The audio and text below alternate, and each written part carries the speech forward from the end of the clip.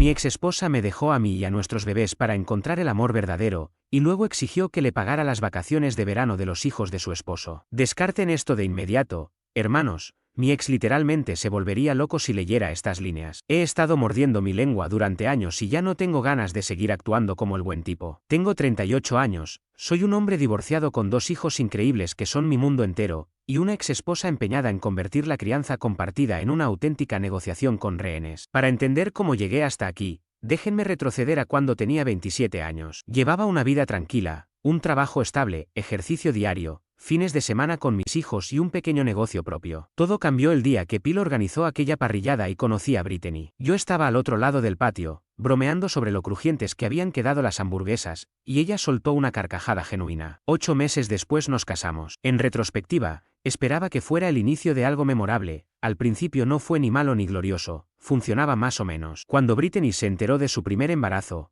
con nuestro hijo Declan, me sentí en la luna. La felicidad más pura de mi vida ocurrió cuando lo tuve entre mis brazos por primera vez. Sus ojos eran como los míos y su nariz, como la de Brittany. Aquellos días fueron intensos, trabajaba todo el día, luego cumplía el turno nocturno para que ella pudiera dormir. Recuerdo haber caminado en círculos por la sala durante 3 horas cantando cualquier tonada que recordara hasta que el pequeño se durmió sobre mi pecho, ni me moví para no despertarlo. Sin embargo, algo cambió en Brittany tras esas primeras semanas. Empezó a mostrarse distante, a criticarme por llegar del trabajo y quitarme la ropa con desgana, a reprocharme que ella se sentía agotada mientras yo aparentemente escapaba de todo. Me partía el corazón verla así, pero seguí intentando, desayunos antes de irme al turno, noches cuidando a Declan, planificaciones de citas. Nada surtía efecto. Recuerdo una velada, 3 meses después del nacimiento, cuando reservé la mesa en el restaurante de nuestra primera cita y encargué un collar que llevaba deseando desde antes del embarazo. Llegué con flores, ansioso. Su única respuesta fue un suspiro: no tengo ganas. Podemos pedir pizza. Aquella noche, ella se enfrascaría en su teléfono mientras yo, con el collar ardiendo en el bolsillo, manejaba en silencio pensando si mi matrimonio ya había terminado. Justo cuando Declan cumplió 1 año, descubrí un cambio aún más drástico. Brittany estuvo siempre con el móvil, ocultándolo al llegar a la habitación, poniéndose a la defensiva si le preguntaba. Mi instinto me alertó. Una madrugada, mientras revisaba a mi hijo dormido, vi la luz del teléfono. Eran las 2 de la madrugada. ¿Quién charla a esa hora sino alguien especial? Los meses siguientes confirmaron mis peores sospechas. Tras el nacimiento de nuestra hija Zara, encontré un mensaje de un compañero de trabajo, Jason, en la pantalla de Brittany. Te extraño. En lugar de enfrentarla de inmediato, observé en silencio cómo ella se aislaba más y más. Una noche, tras acostar a los niños, la llevé al salón y le dije: algo anda mal. Ya no hablamos ni conectamos. Somos compañeros de piso. Ella replicó sin inmutarse: estoy cansada. Di a luz a 2 hijos en 2 años. Perdona si no tengo ánimo para fingir, y añadió: no es por juego, sino por respeto básico. Le respondí con calma, señalando que el respeto era mutuo. A los 4 meses de nacer Zara, regresé del trabajo y hallé los papeles del divorcio sobre la mesa de la cocina. Sin discusión previa, terapia ni advertencia, se acabó. Merezco algo mejor, dijo Brittany con rostro de víctima. Pensé en los 57 mensajes sin contestar en mi móvil, en las noches que me levanté con el bebé y en cómo había dado mi vida por esa familia. Miré a Declan construyendo con sus bloques, a Zara dormida en el columpio, y supe que un divorcio duro arruinaría todo. Con voz temblorosa pregunté: ¿hay alguien más, Jason? Ella negó con indiferencia: no es por otra persona, sino porque ya no funcionamos. Supe entonces que llevaba meses sospechando. Acepté dividirlo todo al 50%, bienes, custodia compartida y sin pensión alimenticia, ya que ambos tenemos trabajo estable. Firmar aquellas hojas fue como amputarme un trozo del alma. Después vino lo más duro: mudarme a un departamento pequeño, preparar un colchón en el suelo y pasar mi primera noche solo mientras mis hijos dormían al otro lado de la ciudad. Apoyé mi espalda contra la pared, con la foto de ellos en el móvil hasta que la batería murió. Entonces, me sumí en la oscuridad y me pregunté cómo había estallado mi vida de esa forma. Esos primeros días como padre soltero fueron terribles. La emoción de ver a mis hijos chocaba con el pánico de atender a un bebé y un niño pequeño solo. La primera vez que Zara tuvo fiebre, a las 2 de la madrugada llamé a mi madre, que me calmó y me aseguró que no era más que un poco de fiebre. Fue mi salvavidas en aquellos momentos de caos y desvelo, recordándome que, pese al dolor, seguía siendo su papá y siempre lo haría lo mejor posible. Pasé noches en vela observando su rostro mientras dormía, y cuando amanecía respiraba aliviado, convencido de que podría afrontar lo que viniera. Los intercambios de custodia fueron incómodos al principio. Nos encontrábamos en el estacionamiento de un Starbucks, evitando mirarnos mientras cambiábamos asientos y bolsos de pañales. A veces, Declan rompía a llorar al quedarse conmigo, y eso me destrozaba. Zara es demasiado pequeña para comprender, Pero mi hijo intuye que algo ha cambiado, pensé un día cuando me preguntó con seriedad, ¿por qué ya no vives con nosotros? Papá, ¿cómo le explicas un divorcio a una niña de 2 años? Respondí con cuidado, mamá y papá te quieren muchísimo. Decidimos que, viviendo en casas distintas, podremos ser mejores padres. Guardó silencio unos instantes y soltó con voz inocente, entonces tendré 2 habitaciones. Un año después de que el divorcio se consumara, Brittany conoció a Derek, un consultor de marketing a tiempo parcial que trabajaba unas 20 horas semanales, mientras ella cubría la mayor parte de los gastos. Se casaron cuando Declan tenía 4 años y Zara apenas 2. De repente, mis hijos ganaron una hermanastra, Lyra, que era de la misma edad que Declan. Luego llegó un hermanito, Nathan, de 7 años. La primera vez que crucé palabra con Derek fue en la guardería. Ayudaba a Declan a colgar su mochila cuando apareció un tipo con una camiseta de Ed Hardy, una moda de 2016, y se acercó a Brittany. Hola, debe ser el ex, dijo con una sonrisa que me arrancó unas ganas enormes de responder con un puñetazo. Soy Derek, he oído mucho sobre ti. Le estreché la mano de forma breve. Intenté ser cortés por Declan, quien colgaba la mirada. Luego se rió demasiado alto. Los niños lucen estupendos. Declan le está enseñando a Lyra a construir con Lego, son como 2 gotas de agua. Aquel tono suyo, como si ya se apropiara de mi hijo, tensó mis mandíbulas, pero me contuve. Es genial. A Declan siempre le ha gustado compartir, dije, pidiendo disculpas al revolver el cabello de mi hijo. Recuerdo la primera vez que dejé a los niños en su nuevo hogar. Brittany había colgado en la puerta principal un letrero de madera pintado con varios colores que proclamaba, familia mixta Johnson Ellis, y enumeraba los nombres de todos, menos el mío, aunque también es el apellido de mis hijos. No dije nada, otra pequeña guerra que no merecía la pena librar. El golpe definitivo llegó un fin de semana cuando Declan, con total naturalidad, me soltó en la cena. Papá Derek me va a enseñar a montar en bicicleta. Me atraganté con la pizza. Papá Derek, repetí atónito. Sí, el esposo de mamá, contestó él como si fuera tonto por preguntarlo. Puedo llamarlo papá Derek, porque es como mi otro padre ahora, sentenció. Salí a recomponerme, y al volver, mantuve la voz tranquila. Mira, campeón, ya tienes un papá. Quizás sea menos confuso si lo llamas solo Derek. Él encogió los hombros y explicó. Mamá dice que papá Derek es más respetuoso. Aquella noche le envié un mensaje a Brittany. ¿Podemos hablar de lo de papá Derek? No me siento cómodo. Tardó 1 hora en responder. Fue idea de Declan. No lo hagas un drama. Lo entendí. Pero entender no era coincidir. Forcé mis labios a callar mientras me esforzaba por darles estabilidad. Me ascendieron 2 veces en el trabajo, ahorré hasta el último peso y compré una casa modesta, pero acogedora, en un buen distrito escolar. Mientras tanto, Derek no perdía ocasión de lanzar comentarios pasivo-agresivos en encuentros escolares. Una noche de padres y maestros, tras admirar el brazo robótico que Declan presentó en la feria de ciencia, capaz de levantar canicas, se me acercó y dijo burlón, debe ser estupendo tener ingresos para darse lujos, ¿no? Cuando uno solo se ocupa de 2 niños. Yo conducía un Honda de segunda mano de 5 años, pero contesté midiendo cada palabra. Algunos entendemos el sacrificio. Él, señalando su reloj de diseñador, encogió los hombros. Yo me fui sin más. Aquella excursión de fin de curso resultó aún más exasperante. Ofrecí mi ayuda como acompañante, al igual que Derek, y pasó las 6 horas presumiendo de las vacaciones en Hawái que planeaba con Brittany, de la consola de última generación que había comprado para todos y de lo gratificante, pero difícil, que era criar 4 hijos. Repetía sin cesar, nuestros hijos, al referirse a Declan y Zara, y sentí como me hervía la sangre. Cuando intentó discutir mi acuerdo de custodia, sugiriendo que los niños vivieran más estables con ellos durante la semana y me visitaran solo los fines de semana,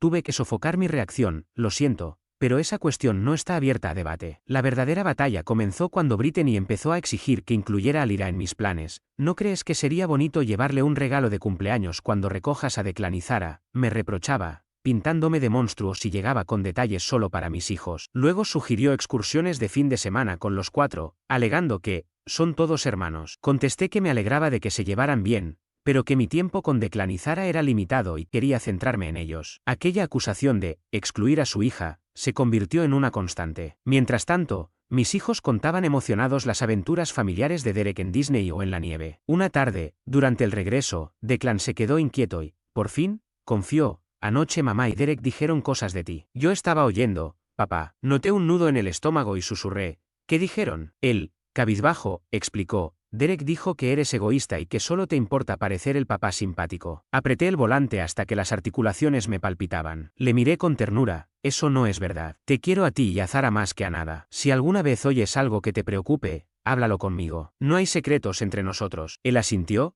aliviado. Nunca permití que mis hijos escucharan más disputas de adultos. Sin embargo, las exigencias económicas de Brittany seguían subiendo, pese a que Declan con 7 años, y Zara, con 5, destacaban en la escuela. Desde que descubrí la academia privada Bestridge, especializada en STEM, supe que, aunque la matrícula de $12.000 al año por niño era alta, valdría la pena para la formación de Declan y Zara. Planteé a Britney la idea de inscribir a nuestros hijos en este colegio de élite, ofreciéndome a cubrir el 100% de su matrícula, pero ella respondió con un ataque de culpa. Argumentó que no sería justo si Lyra se quedaba fuera y me tachó de crear divisiones familiares. No cedí, les expliqué que pagaría la educación de Declan y Zara, y el resto era responsabilidad de ella y Dererick. Aún así, Britney inscribió a Lyra con el dinero de los padres de Dererick. Cada conversación sobre gastos, oportunidades o obsequios se había convertido en un campo de batalla. Esperaba que ellos hicieran lo mismo por sus otros hijos. La tensión alcanzó su punto álgido la primavera pasada, cuando Declan y Zara fueron aceptados en Tech Future Colorado, un campamento tecnológico en el que solo 40 niños de todo el país logran plaza. Declan, con 9 años, ya programaba sus propios MANs de Minecraft, y Zara ganó el concurso estatal de robótica con su robot clasificador de residuos. Recuerdo claramente aquella tarde en la mesa de la cocina, Declan repasando los ensayos y corrigiendo cada coma, Zara rebotando de emoción mientras subía los vídeos de su robot. Un mes después, recibimos las cartas de aceptación. Cenamos juntos en casa y, tras el postre, les permití abrir el correo electrónico. El grito de Zara celebrando su victoria retumbó en el vecindario y Declan leyó el mensaje una y otra vez sin creerse la noticia. A la mañana siguiente, los llevé por helados y les prometí nuevos portátiles para el campamento. Aquella euforia familiar me hizo sentir que todos los sacrificios, conducir un coche viejo, vivir en un piso más pequeño y renunciar a las vacaciones, habían valido la pena. Pero al hablar con Britney en nuestra reunión mensual de crianza compartida, sus gestos lo hablaron todo, ni felicitaciones ni entusiasmo. Al contrario, su mirada fría al escuchar el coste de $7.800 por niño, más vuelos y material, casi 20.000 en total, me confirmó que solo le importaba crear una excusa para involucrar a Lyra. También le interesa la robótica, me dijo. Insistí en que aquel logro era mérito de Declan y Zara y que no era un viaje familiar. Su respuesta me heló la sangre. Debe haber alguna forma de que Lyra participe y tú lo financies. Me pregunté si estaba soñando cuando me pedía pagar otros $8.000. La mañana siguiente, Declan me llamó angustiado. Britney le había dicho que no irían si Lyra no entraba. Le recordé que su plaza era fruto de su esfuerzo y que no debía renunciar. Aún así, necesitaba oír de mí que todo estaría bien. Después, envié un mensaje a Britney exigiendo que dejara de manipular a los niños. Su única respuesta fue un pulgar hacia abajo. 2 días más tarde, mientras trabajaba en una presentación, recibí un mensaje de Derek. Querían hablar sobre mi contribución al alquiler. Pensé que sería algo pasajero y no le di importancia. Pero al recoger a los niños, Britney me entregó una hoja de cálculo impresa y una carta al estilo de los 90. En ella destacaba que el alquiler de $2.400 al mes suponía un desequilibrio para Declan y Zara, y reclamaba que cubriera el 50%. Le recordé con calma que aquella era mi casa, mi dinero y que su situación no me incumbía. Dylan reapareció como un eco, un hombre de verdad apoya toda la casa. En ese instante comprendí que no se trataba de los niños, sino de financiar su vida. Me acerqué a Derek, un hombre de verdad, paga sus gastos en lugar de pedir al ex de su esposa que subvencione su estilo de vida. Él enlojeció y Britney intentó mediar. No es extorsión, es crianza compartida. Le contesté, la crianza compartida no significa pagar tus facturas ni las de Dererick. Son mis hijos, Declan y Zara. Los pequeños subieron al coche mientras yo apretaba el volante con tanta fuerza que me dolían los nudillos. ¿Estás bien, papá?, preguntó Declan desde el asiento trasero. Sonreí y respondí, sí, solo pensaba qué película ver esta noche. Al llegar a casa, salí al porche con una cerveza temblando de impotencia. Llamé a mi amigo Bill, quien pasó por una separación parecida. ¿Debo ayudarlos económicamente?, le consulté. Él no dudó. Pagas la educación de tus hijos, colegio, seguro médico, gastos del hogar. Pero si tu ex vive en un piso bonito o no, no es tu problema. Si comen, duermen y se sienten amados, están bien. Tenía razón, aunque las trampas emocionales me hacían cuestionar mi cordura. ¿Sería egoísta? ¿Estaba perjudicando a mis hijos? Aquella noche, antes de dormir, entendí que poner límites no me convierte en mal padre. Mis hijos demostraron su valía. Mi responsabilidad es proteger su esfuerzo y su alegría, sin ceder a chantajes familiares. Una semana después de la encerrona del alquiler llegó la verdadera trampa. Creía que me reunía con una madre y la consejera escolar para hablar, con un café en mano, de cómo iban mis hijos, pero al entrar me aguardaban Britney, Derek y la orientadora, con miradas graves. En cuanto me senté, Britney montó un espectáculo, dijo que mi forma irregular de criar estaba dañando emocionalmente a los niños. Me acusaron de llevar solo a mis hijos de excursión, negarme a pagar el campamento de Lyra y vivir en una casa mejor solo para mí. Derek, con el teléfono en la mano, pasó diapositivas de sus vacaciones familiares en San Diego. Miren lo felices que se ven los 4 niños juntos, presumió. Luego añadió con voz lastimera, pero cuando lleva a Declan y a Zara por separado, crea una separación artificial. Sentí el rostro arder, cada fibra de mi instinto me gritaba que me fuera, pero forcé la compostura y seguí ahí. Entonces Britney se puso de pie, fingió sollozos y afirmó que Declan llegaba a casa llorando por sentirse culpable de la suerte de Lyra, que no pudo ir al campamento. Mentira, había estado correteando con energía durante semanas. Derek intervino. Zara se comporta mal porque la trato distinto a sus hermanos. El mismo tipo que apenas conoce sus horarios pretendía explicar sus emociones. Corté la farsa y les dije sin rodeos, Zara solo tiene un hermano aquí, Declan. No hay confusión. Ese era el acuerdo cuando firmaron el divorcio. Britney repuso, negaste la realidad de su familia ensamblada. Le recordé que mis hijos viven en 2 casas, tal como acordamos. Entonces Derek, con desdén, sentenció, les incomoda que ellos tengan una familia completa con nosotros, pero castigas a tus hijos por tu propia inseguridad. Lo miré a los ojos y pregunté, familia completa, la que le dice a mi hijo que lo retienen con nosotros, la que hace sentir culpable a mi hija por ganarse un lugar en un programa. ¿Eso es completo para ustedes? Britney puso cara de ofendida y alzó la voz. Si no ves lo perjudicial de tu conducta, revisaremos el convenio de custodia. Estamos listos para pedir la custodia principal por negligencia emocional. El silencio me heló. Me amenazaban con quitarme a mis hijos porque me negaba a financiar el campamento de las hijas de mi ex y solventarles el alquiler. Respiré hondo y con la voz serena pero llena de rabia contenida, afirmé, jamás he descuidado a mis hijos ni lo haré. Les he brindado todo lo que tengo a mi alcance. He estado en cada momento importante de sus vidas. Si insinúan lo contrario, deberán presentar pruebas más allá de que no pagaré el campamento de Derek. Britney esbozó una sonrisa perversa. Contamos con amplia documentación de tu falta de apoyo a un entorno familiar sano. Los tribunales lo toman muy en serio. Algo en mí se quebró, no de ira, sino de una lucidez cristalina. Llevaba años defendiendo la paz, tragándome mis palabras, ¿y para qué? Para que ahora intentaran arrebatarme a mis hijos. Me puse de pie, recogí mis cosas y lo miré a los ojos, hasta aquí. Cualquier comunicación sobre custodia, háganla a través de mi abogado. Salí de la sala con el corazón desbocado, llegué al auto, cerré la puerta y me quedé allí un minuto, con las manos temblando. Ese mismo día hice 2 llamadas, a la mejor abogada de familia de la ciudad y a mi amigo Bill, experto en forense informática. En la superficie nada cambió. Seguí el mismo calendario de visitas, recogía y dejaba a los niños con educación y evitaba responder provocaciones. Pero tras bambalinas,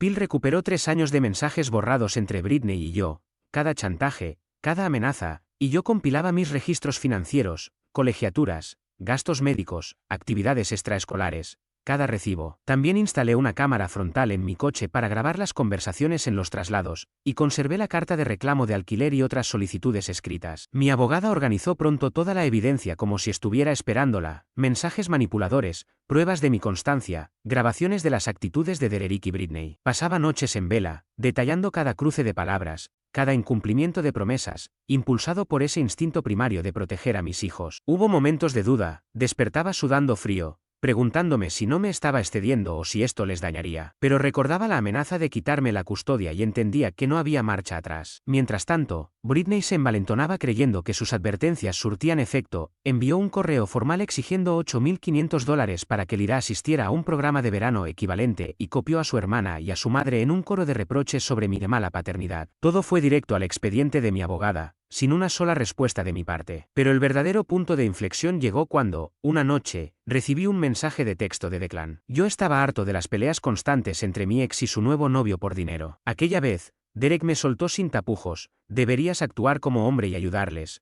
Total, la mitad del tiempo estás con tus hijos. Al leer esas palabras, sentí como si me hubieran golpeado con un bate en el pecho. Capturé la pantalla del mensaje, utilizar la conversación de mi hijo como prueba me rompió el corazón. Al día siguiente, recogí a Declan antes de lo habitual. En el coche, él me confesó que Derek había presumido de tener una casa más lujosa porque, según él, yo no mantenía una familia de verdad. Además, le dijo que había hecho llorar a Lyra al negarme a pagarle el campamento. Le pregunté si eso le molestaba. Con la cabeza gacha, asintió. Me hace sentir que somos un problema, me dijo. Aquel fue el colmo, la gota que colmó el vaso. Decidí solicitar la custodia en proporción 70/30 y exigir que toda comunicación con mi ex y Derek fuese a través de una aplicación supervisada por el tribunal. Cuando les comuniqué mi decisión, mi teléfono estalló en llamadas y mensajes de texto, incluso la madre de Britney intentó mediar. No respondí a ninguna notificación. 2 días después, Britney me abordó para preguntar si todo aquello era por el campamento. Fui muy claro. No. Esto va de que usas a nuestros hijos como arma porque no financio tu vida. Ella tartamudeó una débil negación,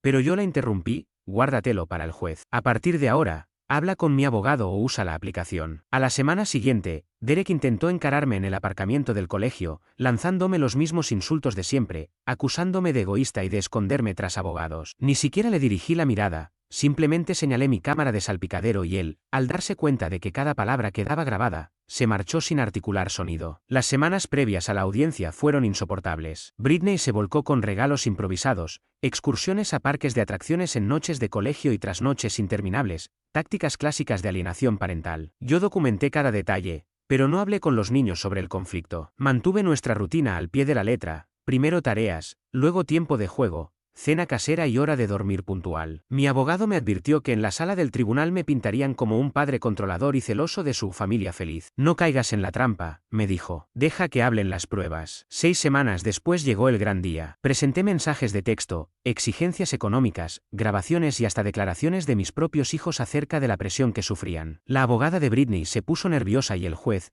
tras leer la conversación en la que Derek calificaba a mis niños de carga, dejó claro que no estaba obligado a mantener hijos que no eran suyos biológicamente. Falló a mi favor, custodia 70/30, comunicación restringida mediante la app. Además, ordenó que ellos cubrieran mis gastos legales por un total de $14,380. No celebré una victoria, sino mi liberación. Por fin tenía el control de las reglas. Compré una casa modesta cerca de la Academia STEM, eficiente y completamente nuestra. Instalé una sala de tecnología para los niños, y la primera noche, montamos sus equipos de juego, nos quedamos despiertos hasta tarde construyendo estructuras en Minecraft, cenamos pizza en el suelo entre sacos de dormir y disfrutamos de una tranquilidad que hacía años no sentía. Desde entonces, toda comunicación pasa por la aplicación, adiós a los mensajes inesperados, emergencias falsas y chantajes emocionales. Mis hijos florecen, son más relajados, hablan con sinceridad. Un día, Zara me miró con timidez y preguntó si estaba bien ser feliz conmigo. Le sonreí y le aseguré que siempre lo había sido. Poco después, contraté un mensajero que dejó la factura legal en casa de Britney y Derek, junto con una nota: mi compromiso es con mis hijos, no con su estilo de vida. Mis hijos respondieron con éxitos. Declan fue invitado de nuevo al campamento como mentor junior y el equipo de robótica de Zara avanzó hasta las nacionales. 6 meses más tarde, reinó la calma. Declan ingresó a un programa de codificación de élite a los 13 años y Zara compite en un torneo nacional de robótica. Yo, por mi parte, recuperé mi identidad. Comencé a salir con una maestra inteligente y con los pies en la tierra. Cero drama. Nuestra primera cita fue auténtica, sin minas emocionales. Entonces Declan, concentrado en la pantalla mientras codificábamos juntos, levantó la vista y dijo: me alegra que te plantaras ante mamá y Derek. Él se estaba pasando. En ese instante supe que había tomado la decisión correcta, no solo para mí, sino para ellos. Ya no sobrevivo, vivo, y nadie podrá agotarme jamás. Descubrí que mis padres le dejaron todo a mi hermano en su testamento. Así que dejé de ayudarlos con sus facturas y gastos extra. Una semana después me llaman desesperados por pagos atrasados.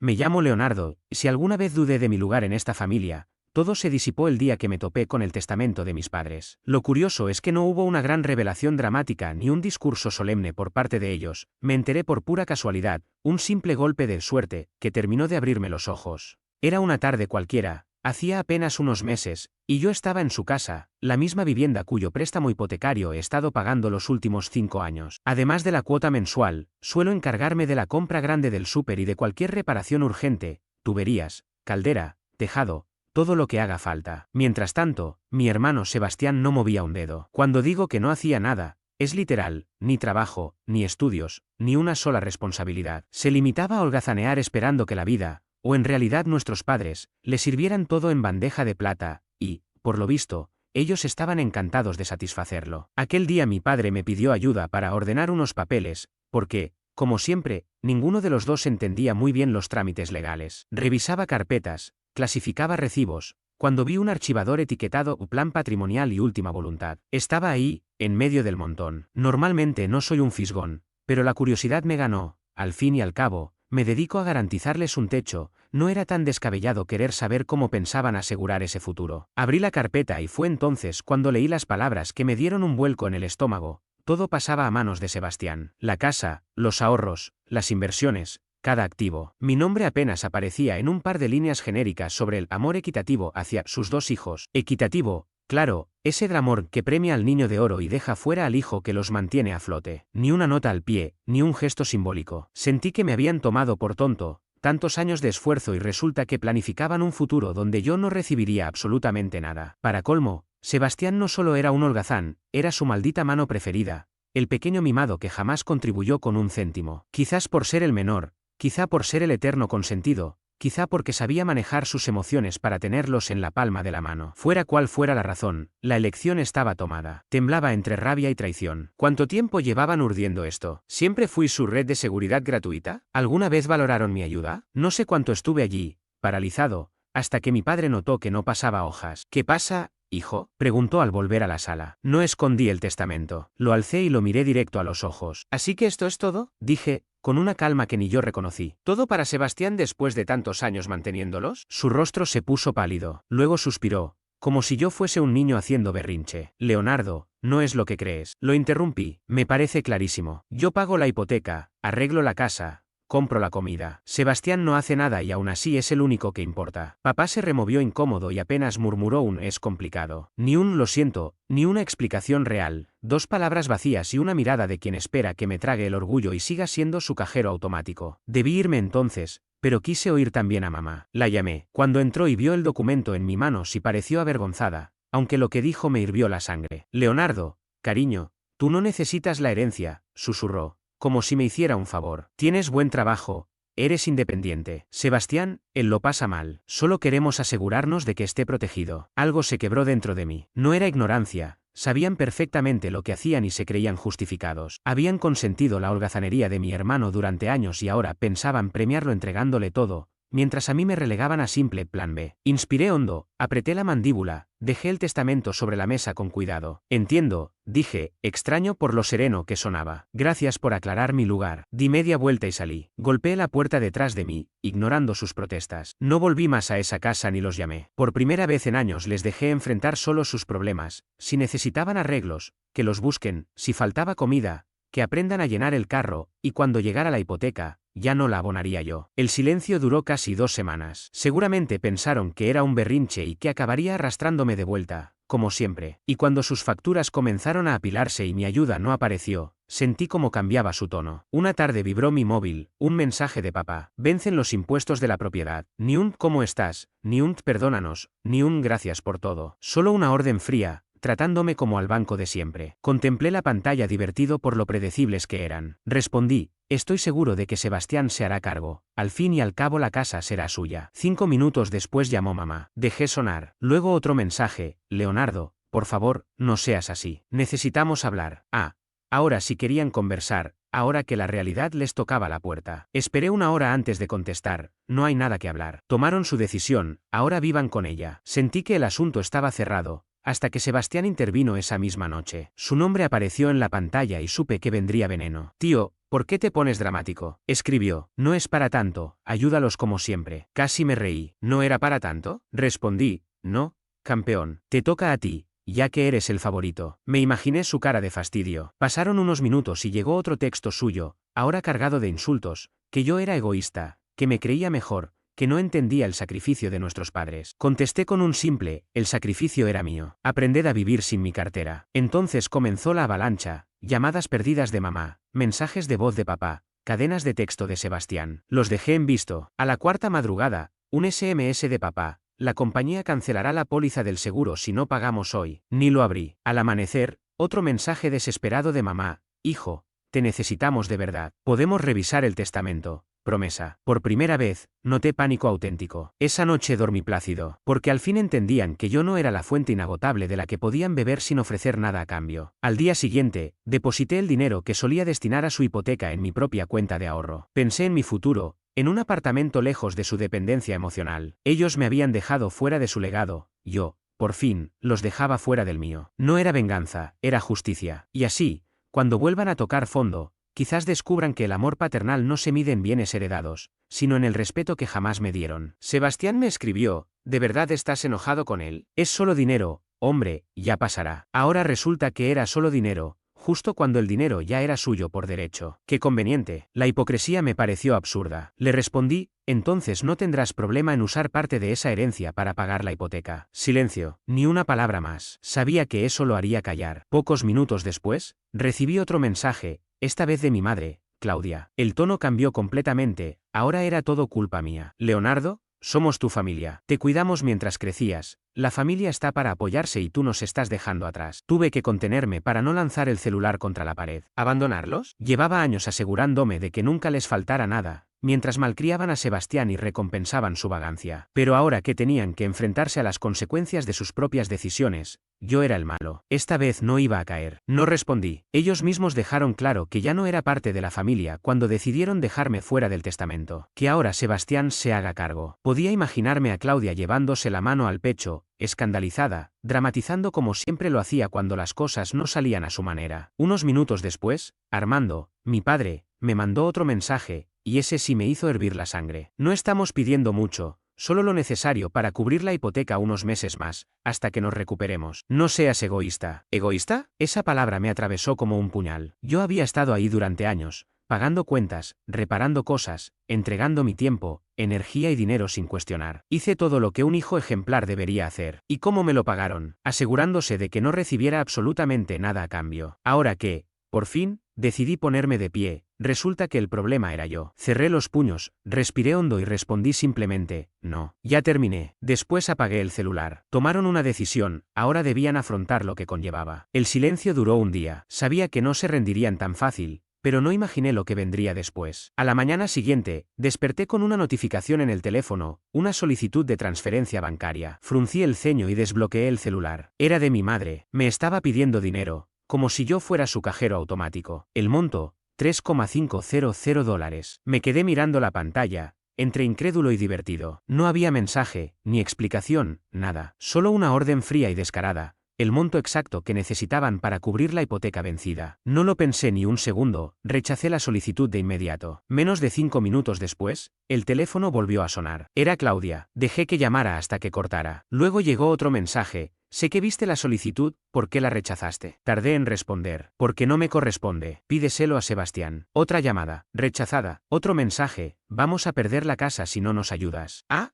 Ahora sí era una emergencia. Después de tratarme como un cajero ambulante durante años, finalmente estaban viendo lo que era enfrentarse al mundo real. Le respondí, deberían haberlo pensado antes de decidir que yo no importaba. Y como era de esperarse, Armando también intervino, ¿de verdad vas a dejar que tus padres terminen en la calle? Me reí en voz alta. El nivel de manipulación era tan descarado que resultaba casi cómico. No estaban en bancarrota ni por ser desalojados. Solo se negaban a usar sus propios ahorros porque estaban demasiado acostumbrados a que yo resolviera todo. No respondí nada más ese día. Pero esa noche, recibí otro mensaje, esta vez de un amigo de Sebastián. Solo mándales el dinero. Estás haciendo de esto algo más grande de lo que es. Apreté la mandíbula. Este inútil mimado creía que tenía derecho a darme lecciones. Le respondí, ¿te refieres al dinero que vas a heredar tú? Entonces mándaselo tú. La respuesta llegó enseguida. Sebastián escribió, sabes que no tengo ese dinero ahora mismo. Ah, claro. Ahora el problema era que él no podía. Pero yo sí tenía la obligación. Le respondí, entonces tendrás que ingeniártelas. Ellos te eligieron a ti. No respondió. Esa noche dormí tranquilo por primera vez en mucho tiempo, como si me hubiera liberado de una cadena invisible que llevaba años arrastrando. Pero la historia no acabó ahí. Al día siguiente, mientras estaba en el trabajo, recibí una llamada de la recepción de mi edificio.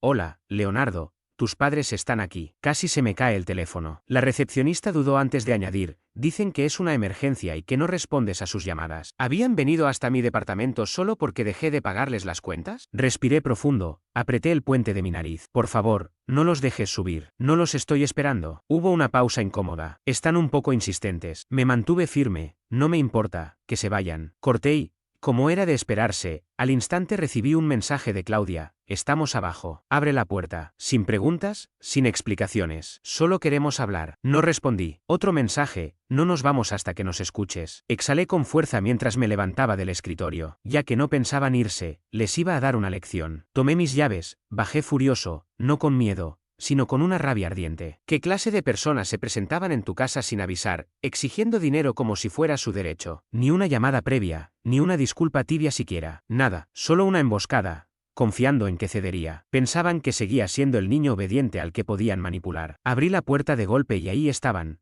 Claudia, Armando y, como no, Sebastián. Los tres, esperando como si esto fuera normal. Estaban allí, alineados como si estuvieran a punto de realizar una intervención familiar. Claudia tenía esa expresión clásica de madre decepcionada, el rostro tenso, como si llevara el peso del mundo sobre los hombros. Armando, con las manos rígidamente enterradas en los bolsillos, Parecía dividido entre la frustración y una seriedad que le impedía siquiera creer que realmente estuviera haciendo esto en persona. Y Sebastián, ese parásito, tenía el descaro de parecer aburrido, como si todo aquello no fuera más que una simple molestia, una interrupción sin importancia, como si él no fuera el motivo principal de todo ese desastre. Apenas Claudia me vio, se puso en modo teatral. Leonardo, necesitamos hablar contigo, dijo con tono urgente. Me quedé apoyado en el marco de la puerta, brazos cruzados. No tenés que estar acá, le respondí, tranquilo, pero firme. Claudia parpadeó, como si no entendiera lo que acababa de oír. ¿Cómo dijiste? Escuchaste bien. No podés presentarte en mi departamento exigiendo dinero. Eso es una locura. Armando soltó una risa seca, incrédulo. ¿De verdad vas a dejarnos perder la casa por un simple rencor? Solté una carcajada amarga. ¿Rencor? ¿Te referís al momento en que decidiste que era lo suficientemente bueno para pagar tus cuentas,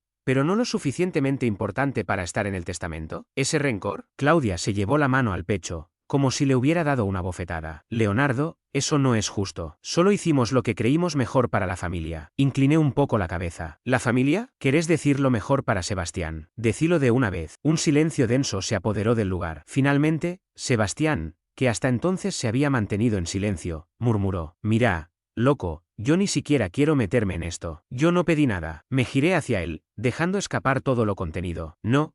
Claro, solo te sentas a recibir todo lo que te dan. Tenés 28 años, Sebastián. Conseguite un trabajo de una vez. Su cara se puso roja. ¿Qué te pasa? Me acerqué un paso más. ¿Querés heredar la casa? Empezá por comportarte como un propietario. ¿Querés seguir siendo el hijo ejemplar? Paga una factura, al menos. Yo no soy más tu cajero personal. Sebastián bajó la mirada, como si de repente el suelo se hubiera vuelto fascinante. Claudia respiró hondo, tratando de recomponer el chantaje emocional. Leonardo, es tu hermano, asentí, y yo lo he mantenido más tiempo del que ustedes se atrevieron a hacerlo. El rostro de Armando se endureció. Estás siendo egoísta. Me reí, esta vez con sinceridad. Eso es gracioso viniendo de vos. Hice un gesto entre los dos. Ustedes decidieron que Sebastián merecía todo y yo nada, y ahora que llegó el momento de afrontar las consecuencias de esa elección, ¿quieren que lo solucione yo? Pues no. La voz de Claudia se afiló. Esperábamos que fueras maduro con esto. Levanté una ceja. ¿Maduro? ¿Querés decir quedarme callado, aceptar la traición y seguir pagando sus cuentas? Porque seamos sinceros, eso es lo que querían. Armando se adelantó, como solía hacer cuando yo era chico, intentando imponer autoridad. Nosotros te criamos, te alimentamos, te vestimos. Lo menos que podés hacer ahora es ayudarnos. Lo miré directo a los ojos. Lo hice durante años. ¿Y cómo lo pagaron? Dejándome fuera. El labio inferior de Claudia temblaba. Creímos que lo entenderías. Negué con la cabeza. Lo entiendo perfectamente. Entiendo que nunca fui parte real de esta familia. Solo fui un sueldo más. Otro silencio espeso cayó sobre nosotros. Me giré hacia Sebastián, que seguía intentando desaparecer. ¿Y vos? ¿Cuál es tu excusa? Tuviste años para madurar, para cambiar, para contribuir, pero preferiste vivir cómodo, sabiendo que ellos te cubrirían todo. Y cuando dejaron de hacerlo, esperabas que yo tomara el relevo. ¿No? Sebastián murmuró. ¿Qué querés que diga? Yo no pedí esto. Asentí lentamente. ¿Cierto? No lo pediste, solo lo aprovechaste. Abrió la boca como si fuera a decir algo, pero no salió nada, ni una palabra. Claudia hizo un último intento. Leonardo, somos familia. La familia se cuida. La miré, en silencio, largo rato. Exacto. Entonces, ¿por qué no me cuidaron a mí? No hubo respuesta. Ninguna. Solo quietud. Exhalé despacio, sintiéndome más liviano de lo que me había sentido en años. Ya estaba todo dicho. Me di vuelta y entré de nuevo al departamento, cerrando la puerta tras de mí. Apenas llegué al sofá, el celular vibró. Era un mensaje de Armando. Después de todo lo que hicimos por vos, ¿de verdad vas a abandonarnos? Sonreí con ironía y respondí. No. Ustedes me abandonaron primero. Yo solo lo estoy aceptando. Presioné enviar y luego bloqueé sus números. Pero lo que no imaginaba era que con eso no se terminaría todo. Menos de 24 horas después, comenzaron a aparecer publicaciones en Facebook. Mis padres nunca fueron expertos con la tecnología, pero sabían perfectamente cómo exponer sus quejas en público cuando querían sentirse moralmente superiores. Al principio creí que era lo mismo de siempre, ventilando los dramas familiares como si fueran asuntos colectivos, pero a medida que deslizaba el dedo por sus perfiles, me di cuenta de que aquello era más grave. No se trataba solo de que yo ya no pagara las cuentas. Las publicaciones se disfrazaban de mensajes sobre amor familiar, pero estaban cargadas de indirectas venenosas. Claudia escribió que no había criado a su hijo para que fuera tan egoísta y que la verdadera familia se apoyaba siempre, sin importar las circunstancias. Algunos de sus contactos comentaron diciendo que era una decepción, que había perdido el rumbo. Entonces apareció Armando, con su propia publicación. La familia no debería darse la espalda cuando más la necesitas. Les dimos todo a nuestros hijos, y así nos lo devuelven. Mi hijo, el que debería ayudarnos en nuestra vejez, eligió abandonarnos. Me etiquetó y agregó con veneno pasivo: espero que al menos seas feliz. Pero el golpe final vino de Sebastián. Debí imaginar que él se sumaría a la función. Compartió una publicación llena de falsedades. Algunos creen que la familia es solo cuestión de dinero. No entienden que el amor y el sacrificio son lo que realmente importan. Yo haría cualquier cosa por mis padres, pero hay quienes no lo comprenden. Están demasiado ensimismados para ver lo que de verdad significa amar. Cerró con una indirecta demasiado obvia. Ojalá algunos aprendieran el verdadero significado de ser familia. Ahí fue cuando toqué fondo. Me quedé observando la pantalla, sin poder creer cómo habíamos llegado a este punto. Ellos cambiaron por completo la narrativa, me convirtieron en el villano. Siempre pensé que conocía a mi familia. Hoy sé que, durante años, me engañé. Todo empezó cuando ellos me pintaron públicamente como el hijo desalmado que se negaba a ayudar a sus abnegados padres, esa caricatura perfecta del ingrato que no aprecia todo el amor que, según ellos, habían derramado sobre mí. Yo, que siempre fui quien madrugaba para trabajar, quien aportaba dinero, quien reparaba goteras y asumía gastos sin rechistar, me quedaba mirando la pantalla, incrédulo, cómo podían retorcer la historia de esa forma y encima creer su propia versión. Al principio, quise respirar hondo y no reaccionar con rabia. Pasé varias horas repasando cada palabra, no iba a precipitarme, una respuesta impulsiva solo les daría más munición. Sin embargo, cuanto más pensaba, más entendía que permitir su relato equivalía a convertirme en cómplice de la mentira. Si ellos iban a hundir mi nombre, yo contaría la verdad. Abrí mi cuenta de Facebook, la que reservo para amigos de verdad y parientes que valen la pena. No quería rebajarme a su nivel con un duelo de insultos, deseaba exponer los hechos y que cada quien juzgara. Tecleé, releí, corregí. El texto quedó largo, firme y sin veneno gratuito. He guardado silencio estos días, pero no más. Mi familia ha difundido historias sobre mí que son falsas. Se me describe como el egoísta que rehúsa ayudar a sus padres en su hora de necesidad. Desde que conseguí mi primer empleo he sostenido esta casa, facturas, seguros, reparaciones y vacaciones. Mientras tanto, mi hermano Sebastián recibía todo, la atención, el dinero.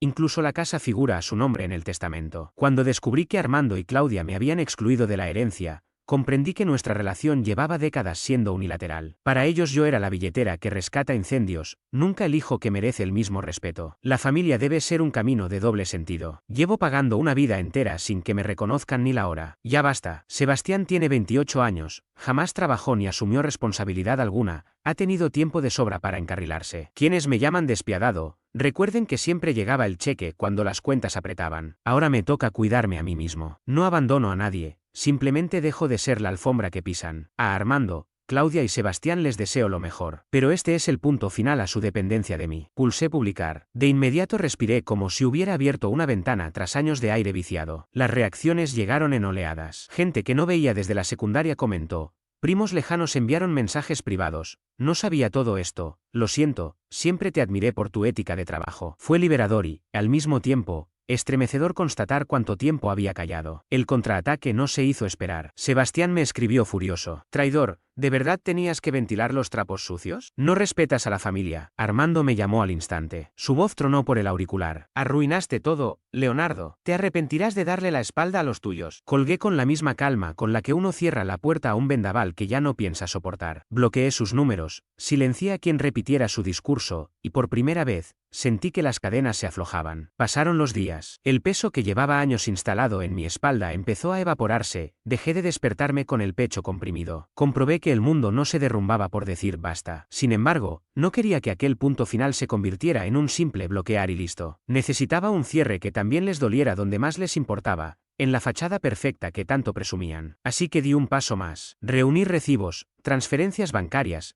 capturas de correo donde Armando y Claudia pedían un adelanto para la cuota, o un préstamo para las vacaciones de Sebastián. Preparé un dossier y lo subí a un sitio de libre acceso, acompañado por un comunicado sencillo. Documentación de 10 años de apoyo financiero. Que cada lector juzgue por sí mismo quién explotó a quién. Compartí el enlace en la misma publicación original y luego eliminé mi cuenta. Puff, en un segundo desaparecí de ese escenario digital que ellos habían usado como púlpito. Cambié de número, redireccioné correspondencia, avisé únicamente a quienes habían demostrado respeto. Esa noche empaqué lo esencial, laptop, pasaporte, ropa suficiente y una libreta donde apunté un único propósito, vivir sin pedir permiso. A las 5 de la madrugada salí hacia la autopista sin mirar atrás. Mientras el amanecer teñía la ruta, comprendí que el rugido del motor era la única voz que quería oír. No dejaba padres, ni hermano, ni cuentas pendientes, dejaba una jaula que yo mismo había reforzado con cada sacrificio silencioso. Fue entonces cuando sentí el verdadero estallido, más intenso que cualquier grito de la libertad, un golpe seco en el pecho, mitad dolor, mitad euforia. Era el vértigo de saber que,